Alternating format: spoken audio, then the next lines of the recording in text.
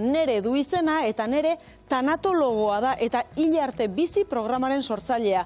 Berak dio, toki duinak behar ditugula heriotzaren prozesuak elkarrekin bizitzeko. Gurekin da, Nere Erkiagalaka. Kaixo, Nere. Arratsaldeon. Nere, tanatologoa zara? Bai, tanatologia ikasi nuen. Zer da hori edo, zer egiten duzu? Jo, berez da heriotzai hartu eta alderdi gai ezberdinetatik begiratzea izan medikuntza edo antropologia, filosofia. Orduan egiten duzuna da ganetik begiratu dena, ikusiz nola dagoen. Liburuzaina, heriotzaren liburuzaina izatea bezala. Eta behar bada, begirada horretan ikusiko duzu, heriotza nola, noski bakoitzak modu intimoan gure barne mundu horretan bizi dugun, baina komunitatean ere bizi dugu heriotza? Bai, bueno, komunitatea, berez gara, pertsonok gara harremanetan egiten gara, ez? Seres en relación, gaztelaniaz, edo animali sozialak esan alda, ez? Orduan, heriotzaren aurrean, taldeak, komunitateak babestu egiten gaitu. Babestu. Esan dezagun, maila praktikoan komunitate bat, herri bat edo esan dezagun lurralde batek antolaketarako aukera handia ditu, ezta? Herriaren azpitik egongo zen ikastetxea edo zaharretxea, ezta? Doiek daukatek antolaketarako kapazitatea handi bat. Kultura sortzeko, heriotzaren kultura sortzeko, behar da heriotzaren aurrean kultura bat. Eta beste alde gainera, heriotzaren aurrean, bai hiltzen ari garenean edo heriotza arriskuan gaudenean, dolua gertatzen denean. Eta baita lanean, zaintza aringarrietako profesionalak eta taldean heriotzari aurre hobeto egiten diogu. Egongo da baten bat bakarrik nahi duena egin, baina normalian maitasunak, harremanak babesten gaitu prozesu horietan. Orduan komunitateak daukana da holako aukera itzela heriotzaren aurrean erantzuna emateko. Mendetan, gure artean pentsat, hiletak eta heriotzaren inguruko erritoak elizatik etorri izan dira. Modu batean edo bestean, eliza katolikoari lotuak. Orain, aldaketa momentu batean gaude, errito berriak asmatu behar dira, zaharrak ordezkatzeko? Bueno, antropologo bateko beto erantzungo luke, segurutik hau ez, baina dagoena da hutsune bat, herri katoliko bat izan gara, katolizismoak heriotzaren aurrean, gustatu edo ez gustatu, liturgia osoa dauka eta leku ikaragarriak ditu, itzelak, elizak, akustikarekin, musikarekin, isiltasuna, simbologia guztia. Eta gero dagoena da, erlijio guztiek daukat, beste erlijioek ere badute, baina erlijiorik ez duten pertsonentzat, eta herri laiko bat bagara, herri bezala eskaini beharko genuke, ez lekua bakarriz, lekuak agian ematen dira, pleno aretoa, eta zinemak, edo plazak, edo agurrak egiteko. Baina falta duguna da, babesa, komunitatearen babesa, baliabideak eta ez bakarri megafonia, eta ez nola egin. Eta hori urteetan nik ikusi dudana da, utz egiten duela. Famili batek badauka adibidez bertsolari bat, edo musikari bat, edo norbait, egiten du agurra handi bat, edo pertsonaia potentea izan bada gizarte mailan, baina zu doluan zaude, eta gainera familian ez daukazu publikoan hitz egiteko, edo pixka gidatzeko edo pentsatzeko, eta beti improvisatu egin behar dugu, ez dago kulturarik, ez dugu sortu kultura. Ez dut esango kultura, ez dut esango zibila. Erlijioek badute, herri mailako kulturarik eta ez dugu sortu. Beti improvisatzen ari gara. Dori gertatzen zaigu, azkeneko 30 urtetan esango nuke. Eta horrekin batera, ez dugu lehen, eta ez 14. mendean, jendea etxean hiltzen zan normalean, eta etxetik joten zan kanposantura. Orain, askotan, eritetxetik edo ospitaletik zuzenean desagertzen dira. Ez daukagu harreman bera heriotzarekin, ez da? Bai, eta hor, gauza batek egiten du eragin, eta iparraldean lege bat dago eta hegoaldean beste bat. Eta hegoaldeko legeak, Espainiako legeak derrigortzen gaitu 24 ordu baino lehenago ez, eta 48 ordu baino lehenago lurperatzen edo erretzen. Ez baduzu prozesu kimiko bat egiten gorputzarekin, ez? Ordan horrek, iparraldekoak zarete, hegoaldekoak zarete azeleratu batzu, maila guztietan heriotzan ere bai. Aurkitu nuen erantzuna, ez gara gu bakarrik, ez gara legeak ere derrigortzen gaituelako. Ez nuke idealizatuko lehenegi gertatzen zana, ze lehen ere etxean eta egiten zan, baina beldurra itzela zan, aurrei ez zitzaien, bai, aurre jolasten zuten, baina ez zegoen elkarrizketarik, ez da? Esateko zer gertatzen zen, galderak erantzuteko, orduan, idealizatu ere ez nuke ingo. Muerten Murelaga edo Defin Murelaga, William Douglasen liburua irakurri ezkero, Aulestiako 60. hamarkadako eriotza errituak azaltzen ditu, ez da? Eriotzaren inguruan nola herri oso bat hori iten eta hori irakurrita nik esaten eskerrak beste generazio batekoa garela, ez da? Dena zan egin beharra eta egin beharra. Da, orduan, gauza honak zituen, baina egin behar asko eta benetakoak ez iran gauza asko. Eta gaur egun ez daukagu ezer. Ez daukagu, enpresei utzi diegu, 96tik herriak ere ez du kudeatzen, enpresa pribatuek, hau hegoaldeari buruzari naiz, enpresa pribatuek kudeatzen dute, privatizatu zelako. Enpresa horiek gero eta handiagoak dira eta inbertsio funtsen esku daude. Enpresa txikiei opa hostilak egiten dizkiete, eta kendu, eta, bueno, en fin, eske gertatzen ari da piloa gauza, eta tabua danez, ez dugu kudeatzen. Eta kudeatzeko aukera asko ditugu, ez? Baina hitz egin behar da, eta, bueno, hori ikusi komunitateak daukan indarra. Nere, zure hitzak dira, toki duinak behar ditugu prozesuak elkarrekin bizi ahal izateko. Toki duina, nolakoa litzateke? Batez ere, toki duinak, gertatzen da, ez hor gauza asko hitz egin alda, ez da, baina agurrak egiteko adibidez, ez dago, Eliza, joaten zara, agur bat, hileta bat egitera Elizara, eta oso gutxi ordaintzen da, netu ez dakitzen bat izango da, Eliza, baina daukazu abadia, kantuan dagoen pertsona, pianoa, organoa jotzen duen, ez da, igual 6 pertsona, borondatez, daude hileta egiten.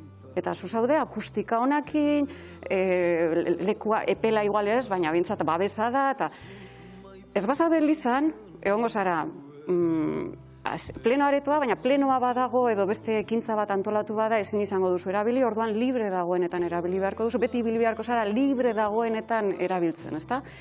Orduan, duinak da batez ere referenteak, eta gertatu dana da orain agurrak egiten direla tanatorioetan. Tanatorioak dira enpresetakoak gehienak, kenduta salbuespen eredugarri batzuk, enpresenak dira, eta hor daude, holako industrialetan, poligono industrialetan. Eta oso politak dira, sartzen zarenean bakizu sofak, eta oso politak, baina poligono industriala da.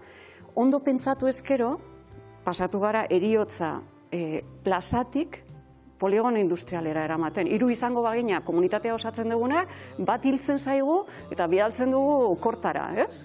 Kortan edo, korta baino urrunago, ez?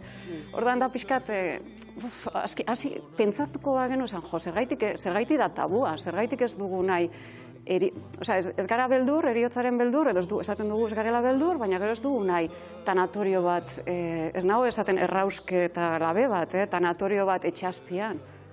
Diskoteka baino askoz lasaiagoa da. Eta jendea dator lasai, ez? Baina, ez dakit, eta jendea, ez dakit, tabu horretan, fantasmak, edo ez dakit, eskuntza, eriotzaren eskuntza oso eskasa daukagu, orduan, ikara asko sortuta dago horren inguruan, eta apurtuta gaude. Eriotzaren eskuntza, aipatu duzula, ari horri tiraka, eriotzaren pedagogia egin behar dugu, fase horretan sartu behar gara, ikastetxeak ere aipatu dituzu, herriko geruzetan, espazio importanteak izango dira horretarako noski. Eriotzaren pedagogia da, aspaldi, eta batez ere, herrialde, esango nuke, gaztelania hiztunetan, ez da? Zabaldu da, olako bat, lerro bat, pedagogiako lerro bat. Eta eriotzaren pedagogiak ikastetxeetan, hezkuntzan proposatzen duena da, 2 lerrotan egitea, bi lan egitea, ez da? Bata da, eriotzarik gertatzen ez denean, ez gaude doluan, gaude normal. Taldean ez dago minik. Eta albiste bat gaitik, edo ume batek ekarri duelako txoritxu bat hilda, edo beti daude gauzak, bizitzak berak ekartzen dizkizunak, eta aukera ematia filosofatzeko. Babes giro bat sortzia gelan, bai gazteekin eta baita aurrekin ere, galderak egiteko eta alkarreri erantzunak emateko. Ze beti dator, txoritxu bat datorrenean, gura aitu nahi zan, edo txakurra, edo ez dakizein da, bakoitzak bere esperientzia kontatzeko, eta alkarrekin entzun da ikasteko. Hori da eriotzaren pedagogiaren lerro bat, eta oso eraikitzailea, eta berez aktibatzen diguna eriotzaren aurrean berez pertsonok ditugun baliabideak. Eta beste lerroa da doluaren pedagogia, izango zen. eriotza gogor bat gertatu denean, hasi ikasle bat, edo irakasle bat, edo guraso bat edo hil denean, komunitate moduan, antolatuta izate aurretik bide horri bat. Esatia, hori gertatzen denean nola jokatuko dugu irakasle eta langileok, ezta? Nor arduratuko da zertaz, zer egingo du, zeintzuk izango diran pausuak. Klar, beti egokitu behar duzu gertatzen danera, ezta? Baina bintza prestatuta, ze improvisazioa da txarrena egolako egoretan. Hori ondo pentsatuta badugu eta talde bezala funtzionatzen badugu, egiten duguna da aurra edo gaztea eta familia ondo babestu, eta sentitu askunde bat, minaren aurrean askunde bat dagoela, eta lantalde bezala indartu, babestu. Txarrena da, eriotzaren aurrean bakarrik egotia. Olako gabe, ez? Taldean, dena da egingarriagoa edo pasagarriagoa. Kontua da, lehen oraintsu arte, idatzi gabeko legeek agintzen zutela esparru guztietan, dolua aipatu duzu arain.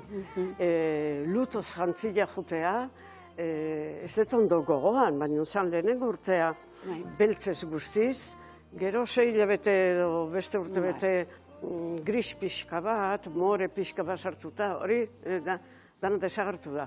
Nik ez dut idealizatzen lehengo eredua, zer lehengo ereduak etzun askatasun ikusten ezertarako. Gura arautua zegoen goitik bera eta atzetik aurrera. Orain aukeratu dezakegu. Beste kontu bada, horrek askatasuna ematen dizula eta era berean zaildu egiten dizu.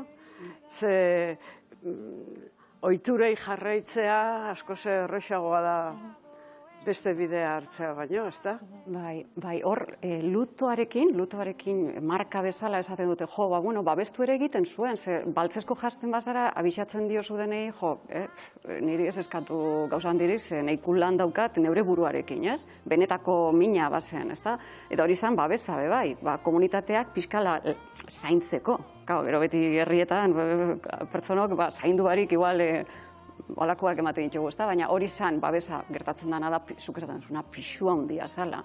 Emakume, oso ja hilda dagoen emakume batek esaten zuen, gu otoitzean egoten ginean, inorrez hiltzeko, baina ez hiltzeko beraie gaitik, gu gaitik, zezan, non hori hiltzen bazan, da gainean ikusan osaba bat, ez dakiz emagarren mailakoa, ezin ginean joan dantzara.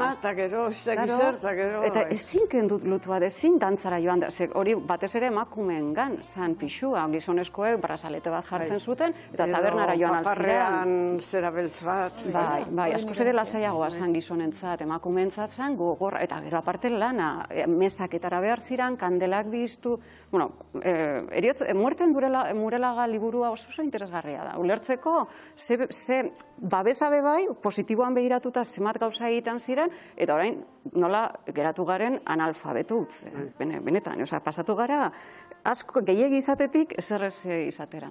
Nere, hilarte bizi egitasmoan, kontu guzti hauek lantzen dituzue, edo zer egiten duzue?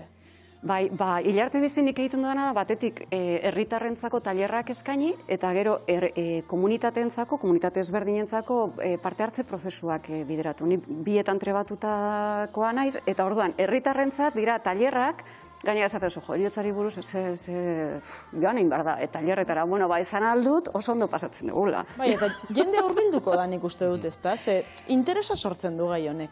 Ez da masifikaziorik, ez da masifikaziorik. Alegintzen naiz kolorez jantzita joaten, ze jendeak atzerakada ere egiten du, ez eriotza, ganea, dolua da ez, eriotza, ni ez naiz doluan aditua, eriotza. Eta eriotza hitz egin alda, doluan ez zaudenean, orduan egin alduzu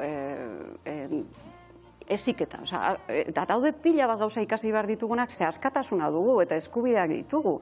Konparatuta aurreko generazioekin eta munduan dauden beste lurraldeekin ditugu, pila bat gauza egin erabaki alditugunak eta gure modura egin, ezta? Baina ikasi behar da, maratoi bat egitea, pentsatu baduzu ere, YouTubeen behiratuko dozu, zeintzuk ez? Eriotza ziur daukeu, eta inok, ezken niri ere kostatu zait, ni ona altzeko ere ibili naiz, baina gaude programatuta bizi ditzara lotzeko, da hori ondo dago, baina gitxienez, ikasi gutxieneko hori, gero ez zibiltzeko hain galduta, bai norberarekin eta besteen eriotzarekin. Ze baliabideak berezkoak ditugu. Emakumeek erditzeko duten, berezko baliabidea bezala, esaten duten natura ondo eginda dago, Eriotzarako ere, bai, gero epidurala beharko dugu, ez da, baina batzuetan, baina bestela, ostras, nik daukaz suertia kontatzen dizkidate eriotza onak, eta berez, pelikuletan eta telebistan ikusten direnak, eta gure ziketa orain pantailetatik dator, eta dena da terrorifikoa, ez?